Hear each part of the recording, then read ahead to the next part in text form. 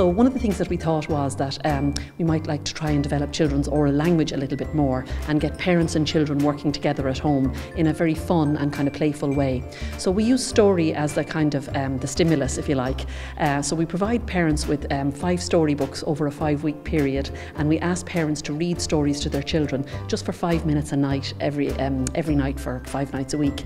And then at the end of the 5-week period, we invite parents to come back in here with their children, and we talk about what the experience was like. The main aim of it really is to develop children's oral language, and also to, I suppose, one of the byproducts of it is that parents always say that it deepens relationships with their own children as well. It helps them to refine their thinking, you know. So what we really know is that the better children's oral language is when they're going to school or when they're in their early years setting, that it actually has implications for them as readers later on. I thought it was excellent actually. It was a great way of interacting with my child, sitting down for 10-15 minutes alone with him and running through the stories and having good fun with it as well.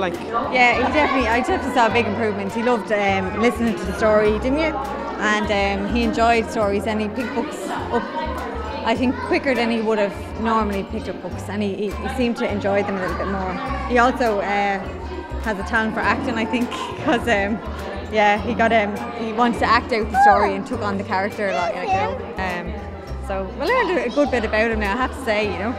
What we're trying to do here is to develop children's oral language, their speaking and their understanding, building their vocabulary, but also their sort of ability to express themselves. And you know, that's very important for relations with other children. You know, like if a child can't express their feelings, their emotions, their wants and their needs clearly and easily, then you know they can get frustrated, and that can sort of lead to you know, bad behaviour. There is huge interest in the Northside Partnership area because we have been doing this project now for the last 7 years, and other partnership areas are interested as well. So we will probably roll out this project nationwide.